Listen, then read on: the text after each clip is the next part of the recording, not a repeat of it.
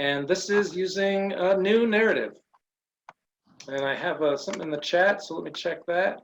All right, so we're going to try this with another frame. And so this is this little cute graphic that I made that I was all excited about making. And you can consider, if you had this in your hand, you'd be writing on this page, but go ahead and note your own well-being score.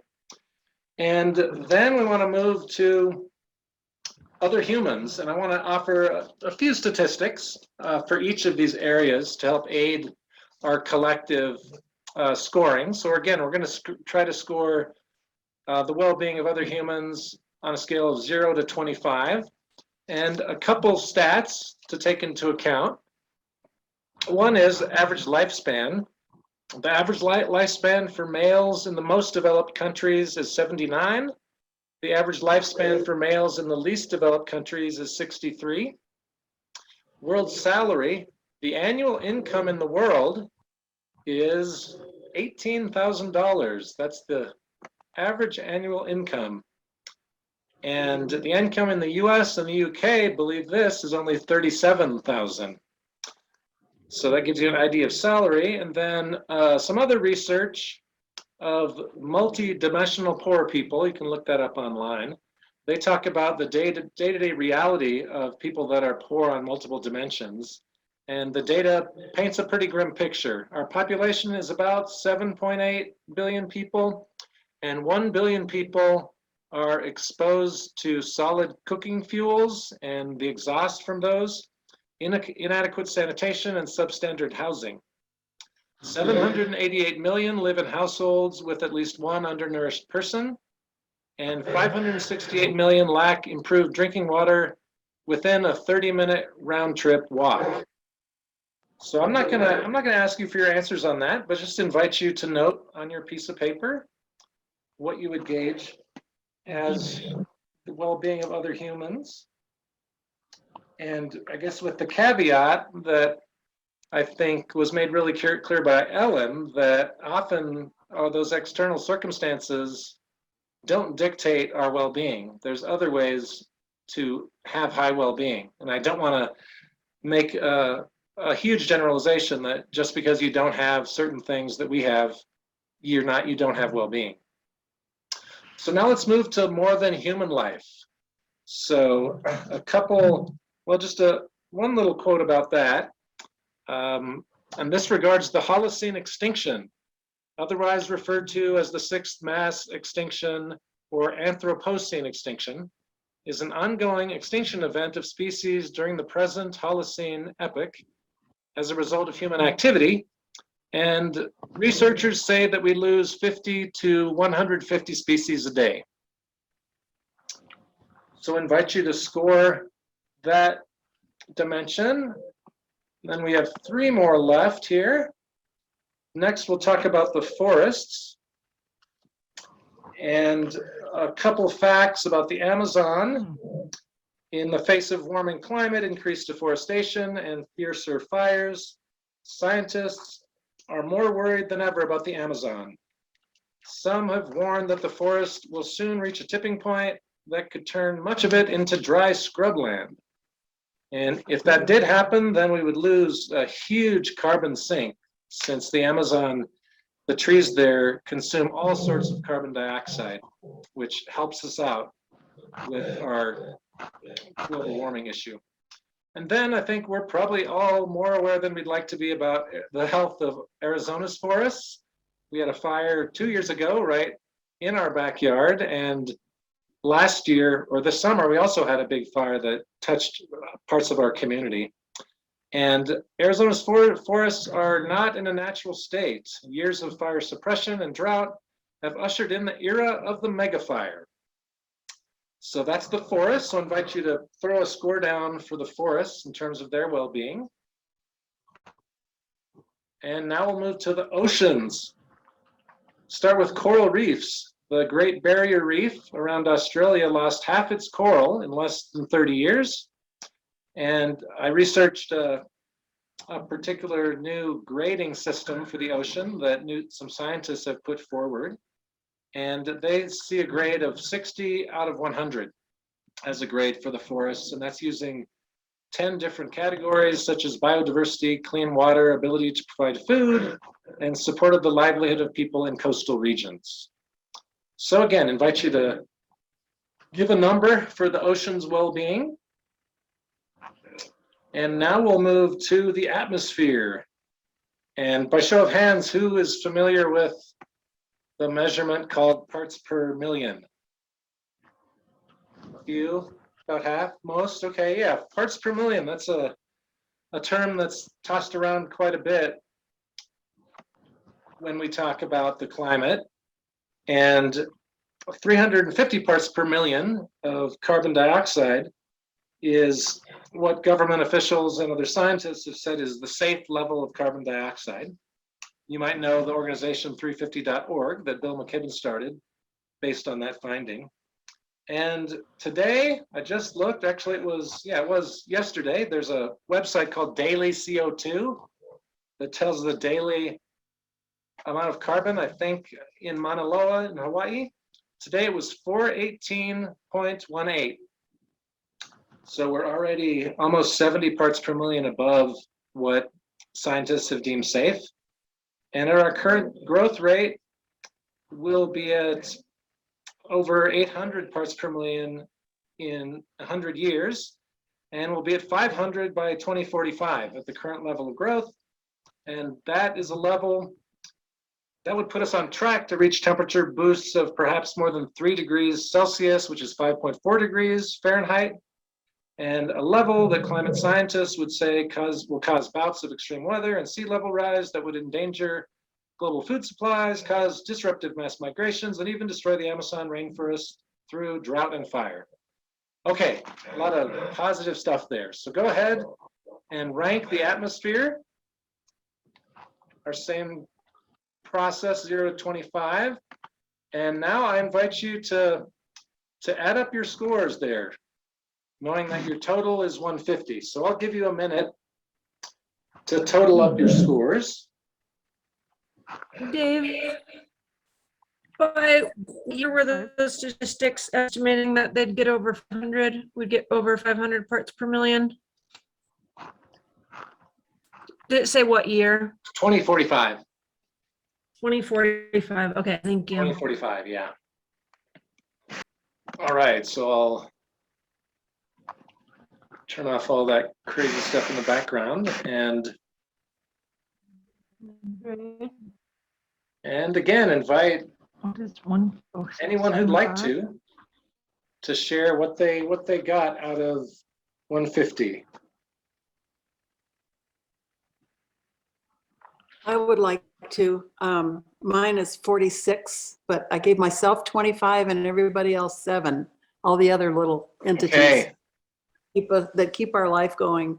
Because I'm a lifelong environmentalist, it's very depressing. Yeah, thank you for sharing that. That's sobering. Yeah, I feel the same way.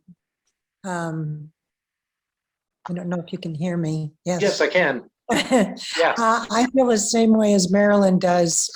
Looking at all the statistics and watching all the different things that have come out recently, and you talked about the Amazon rainforest, but Susan Simard, who's up in Canada, said if you look at what they are clear cutting up there, they have clear cut over 1/3 of their forest. And that is really affecting. And I think that's why you're seeing a lot of change in Washington and Oregon, is because they're putting way too much CO into the air because all that stuff creates that. And I think if we don't stop the clear cutting, we are going, and a lot of other things, of course, but that's a huge part of it. And everybody's got blinders on. They don't want to be without their money. Yeah, thanks, Martha. And I wanna just take a minute here to just actually, I'd like to take a minute of silence to mourn. And I think I'm gonna hold off from getting anyone else's scores. Did anybody, just by show of hands, did anyone have over 100? 75? A couple over 75. Okay, over 50. Okay, over 30. Or okay, Yes. yeah. So we had some low scores. So what I'd like to do is mourn a little bit, and the way I'd like to do that is just invite folks into an actual minute of silence. And what I'd like to do to bring us in there is just to say that I have deep mourning for the more than human elements of our planet, forests, oceans, atmosphere, and just invite all of you into a moment of silence just to grieve however it works for you. And I'll just start that now.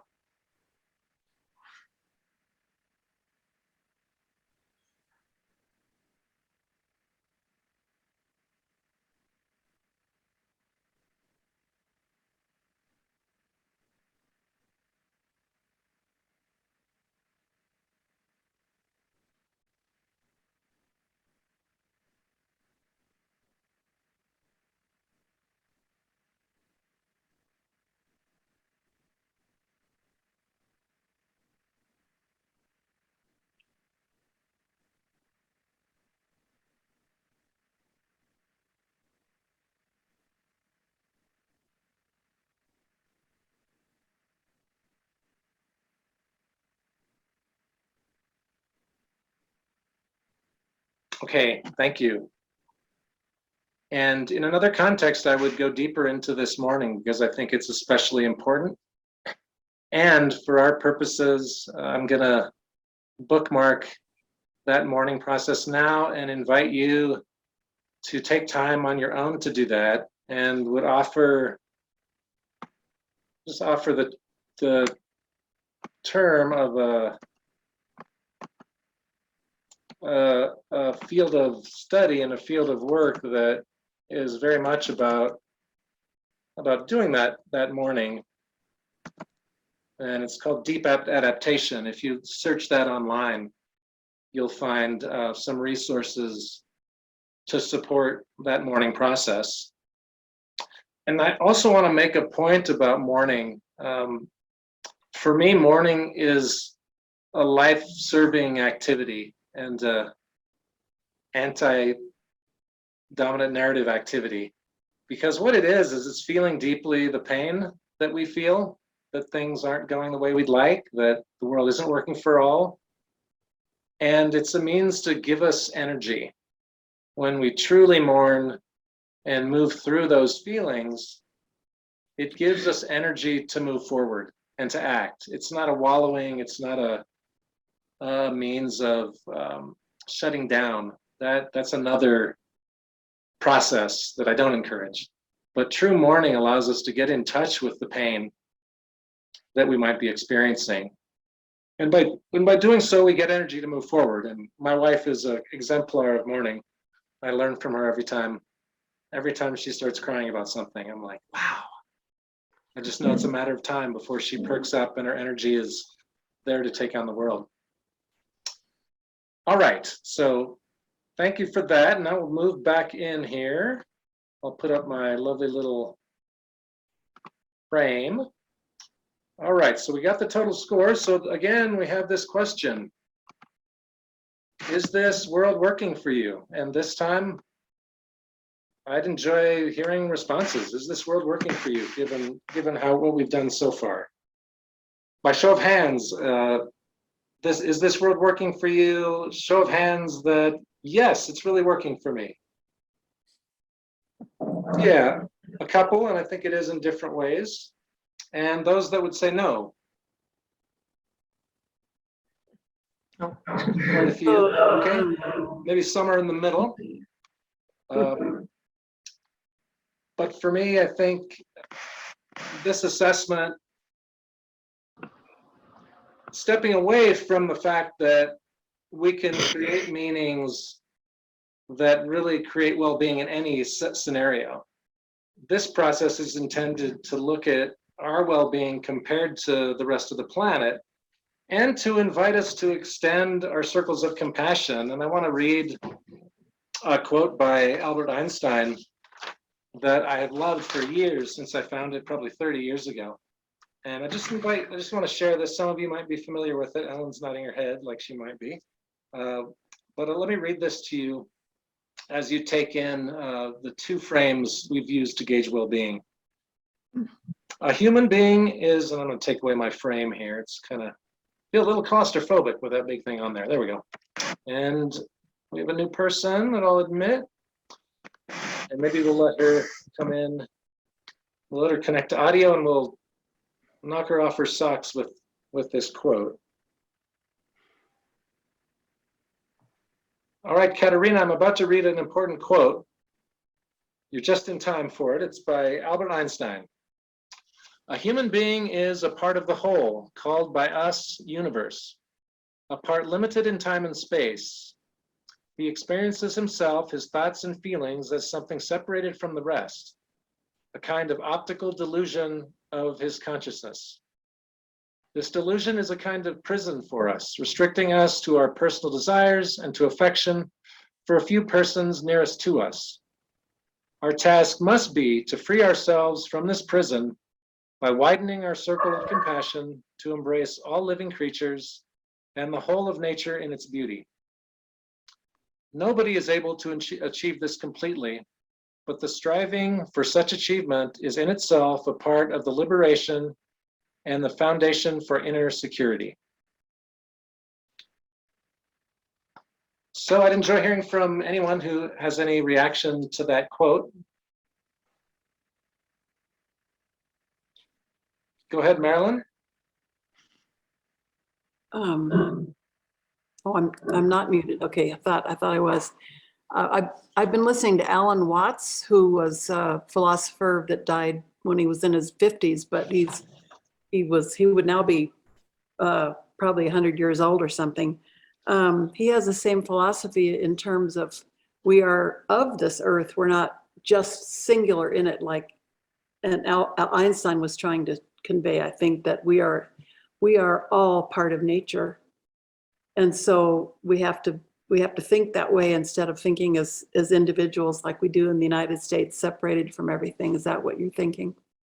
Yeah, that totally resonates, Marilyn. Yeah, and this is all sorts of schools of thought come to this conclusion. I shared you how I derive this from needs, and in the Buddhist practice, the concept of interbeing fits this very well. Deep ecology has similar principles, and many of the great religions fall in line with this kind of thinking. And I think it's an important leap for us to make as we consider how to move forward in the world. So now I'm going to move back into the presentation and scoot over so you guys can see me. And I want to take out another question that has already been alluded to. I'm hearing that individual scores relatively high, we're doing pretty well on an individual level. And planetary scores, here's our morning planet in the flesh there. And just want to invite just any comments on why and what's the relationship between the two. So any thoughts come up when thinking about that relationship? Linda, yeah, go ahead. Just thoughts about what it's like to be able to afford to live in a place that's not overrun with factories and toxic waste dumps, and just how money insulates you from those environmental effects. Yeah, thanks very much. Language that I like to use to describe our economic system of capitalism is that it is a zero-sum game. When wealth is not created, it moves from one place to another. And I think, as Linda mentioned, many of the comforts, maybe all of the comforts that we enjoy are created because others are exploited, either other elements of the more than human world or humans. So I think there's really a direct connection between the well-being that we can experience and the lack of well-being that others experience. Any other questions or comments about that? Okay, super. So let us, yeah, someone has something? Susan? Dave, hi, it's Susan. Hey, Sorry, Susan. hi. Regarding that, it's just a hop, skip, and a jump away, like 20 miles away, to see the devastation of what we're talking about, what happens in Flagstaff, because the towns all across many towns are connected to Flagstaff, and I call it Flagstaff centric when people don't understand that the toll or the what people go through to make Flagstaff work. Like the people who actually work in this town, a lot of them can't actually live here. They drive an hour and a half to do construction or something like that, or serve tables, things like that. So I would just, all of those opportunities to see and reach out to people who do that work and how they live, it's all right there. Thank you very much. I'm finished. Yeah, thank you, Susan. Thanks for pointing that out. And I think it's always important, especially when we might get lost in the worldwide context, to look in our backyard and to know that we have a lot of people that are suffering for a variety of reasons in our backyard, in Flagstaff, on the Navajo reservation, and due to the system as it's worked. So I really appreciate highlighting that. And I have a little brother through the Big Brothers Big Sisters program who's a little Navajo guy, and he's moved since we've been together. Katie could probably help me with this. I think he's moved 5 times in the 3 years we've been together, and his most recent move was to the reservation because his mom, Maybe 4 different schools. 4 different schools, and his Yeah. mom has a good job at the Northern Arizona Healthcare, and she can't afford to live here. So it is right in our backyard, and we know the housing issue in Flagstaff is so significant. All right, so let us move forward.